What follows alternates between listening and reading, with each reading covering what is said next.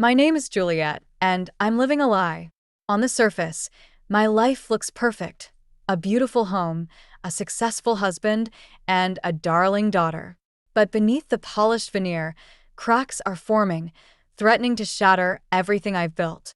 I stand at the kitchen window, watching Jack load his golf clubs into the car. Again. It's the third time this week. Daddy, can't you stay home today? Mia's voice is small, pleading. Jack ruffles her hair, absently. Sorry, princess. Daddy's got an important game today. I bite my tongue, swallowing the bitter taste of resentment. Jack, don't forget we have dinner with your parents tonight. He pauses, frowning. Tonight? I thought that was next week. No, it's definitely tonight. Your mother's been planning it for weeks. Jack sighs, checking his watch. I'll try to make it back in time. As he climbs into the car, I catch a whiff of unfamiliar cologne. My stomach twists. Mommy, why does Daddy always have to play golf? Mia asks, her lower lip trembling. I force a smile. Daddy just really loves golf, sweetie. But as I watch Jack's car disappear down the street, I can't shake the feeling that he's driving away from more than just our home. He's leaving us behind, piece by piece. I turn to Mia, determined to salvage the day. How about we bake some cookies for Grandma and Grandpa? Her face lights up, momentarily chasing away the shadows. As we measure flour and crack eggs, I push down the nagging doubts. But they linger, like the bitter aftertaste of something gone sour. I'm Juliet, and my perfect life is unraveling. The question is, how far will it go before I decide to cut the strings myself? The tension in our house is palpable, a thick fog settling over every interaction. I've tried everything to reconnect with Jack, but it's like grasping at smoke. I was thinking we could have a family movie night this weekend. I suggest over breakfast, watching Jack's reaction carefully. He barely glances up from his phone. Can't. Got a tournament. Again? Mia's voice is sharp. You always have golf, Dad. Jack's eyes narrow. It's important for my career, Mia. You'll understand when you're older. I see the hurt flash across Mia's face before she storms off. Jack sighs, rubbing his temples. She's just a kid, Jack. She misses you. I say softly. I'm doing this for her future, Juliet. For all of us. The words hang in the air, hollow and unconvincing. I reach for his hand, but he pulls away, standing abruptly. I've got to go. Don't wait up. As the front door slams, I'm left with the bitter taste of loneliness. I find Mia in her room, angrily scribbling in her journal. Hey, sweetie, want to help me make dinner? She shrugs, not meeting my eyes. What's the point? Dad won't be here anyway. Her words cut deep, echoing my own unspoken thoughts. I sit beside her, pulling her into a hug. I know it's hard, but we'll figure this out. I promise. As I hold my daughter, I can't shake the feeling that we're drifting further apart as a family with each passing day. Jack's absence is a void that's growing, threatening to swallow us whole. That night, as I lie awake in our empty bed, I make a decision. Something has to change, and if Jack won't make the effort, then it's up to me to fight for our family. I just hope it's not too late. The doorbell chimes, and I'm greeted by Grace's warm smile and Henry's hearty laugh. My in-laws' presence is a balm to my frayed nerves. Juliet, darling, you look exhausted, Grace says, pulling me into a hug. I force a smile. Just busy with Mia's school projects. Henry's eyes narrow. And where's our son? Don't tell me he's golfing again. The silence is answer enough. Grace sighs, shaking her head. We were hoping for a family picnic this weekend, she says. It's been so long since we've all been together. My heart aches at their hopeful expressions. I'll talk to Jack, see if he can make it. Later that evening, I broached the subject with Jack. He's sprawled on the couch, scrolling through his phone. Your parents want to have a family picnic this weekend, I say. They miss you. Jack doesn't look up. Can't. Got a big game. Jack, they're your parents. Surely you can miss one game. He finally meets my gaze, irritation flashing in his eyes. I told you, Juliet. This is important for my career. More important than your family? The words hang between us, heavy with accusation. Jack stands abruptly. I'm going to bed. Tell them I'm sorry. As he walks away, I feel a surge of anger. No, Jack. You tell them. I'm tired of making excuses for you. He pauses, shoulders tensing, but doesn't turn back. The next day, I take Mia to the picnic without Jack. As we laugh and play with Grace and Henry, I see the sadness in their eyes, the empty space where their son should be. He's missing so much, Grace whispers, watching Mia chase butterflies. I squeeze her hand, my resolve hardening. I know, but we won't let his absence ruin our time together. As the sun sets on our family picnic, I realize that the cracks in our life aren't just in my marriage. They're spreading, affecting everyone who loves Jack. And I'm left wondering how much longer we can all pretend everything's fine. Mom, who's this lady with Dad? Mia's innocent question shatters the quiet of our living room. My heart races as I take the phone from her hands. There, on the screen, is a photo of Jack with his arm around a stunning blonde at a golf course. They're both beaming, looking far too comfortable together. Where did you find this, sweetie?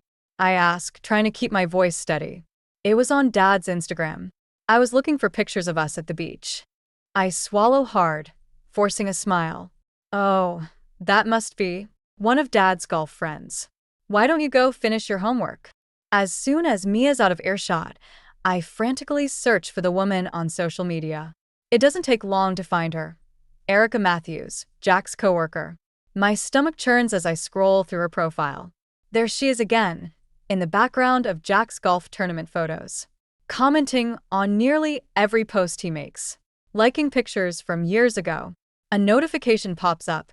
Erica just liked another of Jack's photos from our anniversary dinner last year.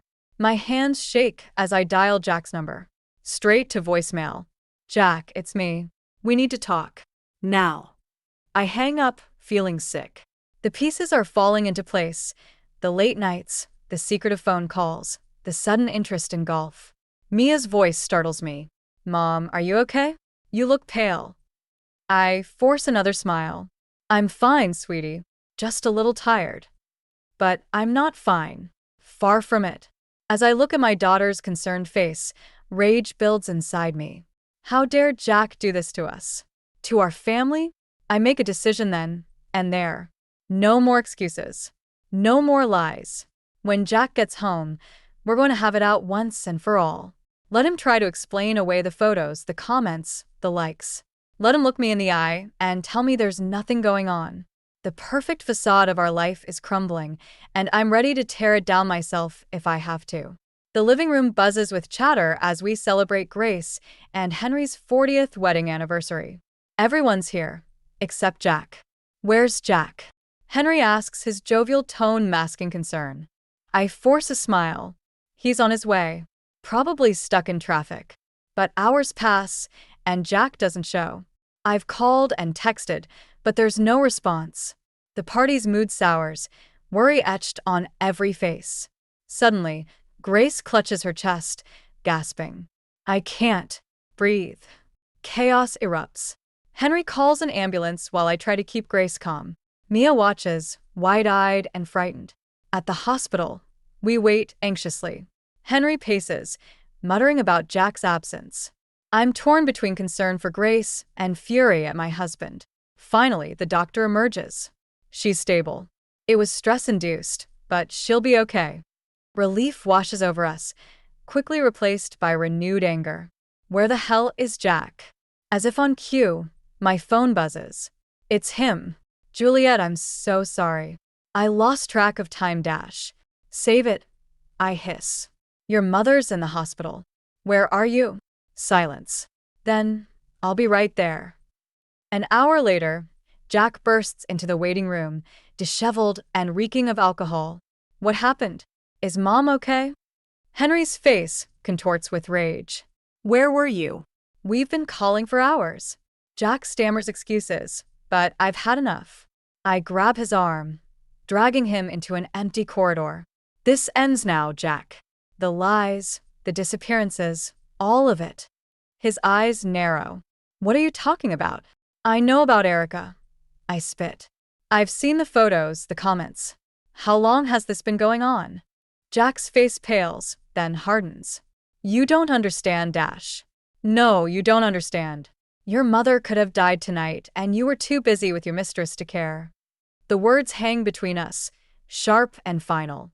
In Jack's eyes, I see a flicker of the man I married, quickly extinguished by defiance. This is it, the moment our marriage truly begins to crumble. The hospital corridor feels suffocating as Jack and I face off. The truth hangs between us, ugly and undeniable. How long, Jack? I demand, my voice trembling with rage. How long have you been sleeping with Erica? He doesn't even have the decency to look ashamed. 6 months, he says flatly. The words hit me like a physical blow. 6 months. Half a year of lies, of betrayal. You disgust me, I spit. Your mother is lying in a hospital bed because of you. Your daughter barely knows you anymore. And for what? Some cheap fling with a coworker. Jack's eyes flash. It's not a fling, Juliet. I love her. The world tilts on its axis. I struggle to breathe, to think. You love her? I choke out. Yes, he says, his voice cold. Erica understands me. She supports my ambitions. Unlike you. Fury surges through me. Unlike me? I've supported you for years, Jack. I've raised our daughter while you've been off playing golf and screwing your mistress. That's enough, Jack snaps. I'm done pretending. I want a divorce. The words echo in the empty corridor. I stare at him, this stranger wearing my husband's face. A divorce? I repeat, tasting the bitterness on my tongue. Yes, he says. It's over, Juliet. I'm moving out tonight. Something inside me breaks. Years of pent-up anger and hurt come pouring out. You selfish, pathetic excuse for a man. I hiss. You think you can just walk away from your family? From your responsibilities? Jack takes a step back, startled by my vehemence. Go ahead. I continue, my voice rising. Go to your precious Erica. But don't you dare think you can abandon Mia. And don't expect your parents to forgive you for this. I turn on my heel, leaving Jack standing there, mouth agape. As I walk away, I feel a strange sense of liberation. The lie of our perfect life has finally shattered, and in its ruins, I'll build something stronger. Something real. The hospital waiting room crackles with tension as I relay Jack's confession to Grace and Henry. Their faces morph from shock to disbelief to rage. That ungrateful boy, Henry growls, his fists clenching. After everything we've done for him. Grace, still pale from her ordeal, shakes her head. I can't believe it. Our son. How could he? Mia, curled up in a chair, looks lost. Is Dad really leaving us, Mom? Before I can answer, Jack strides in, a duffel bag slung over his shoulder. The room falls silent. I'm here to say goodbye, he announces, his voice cold.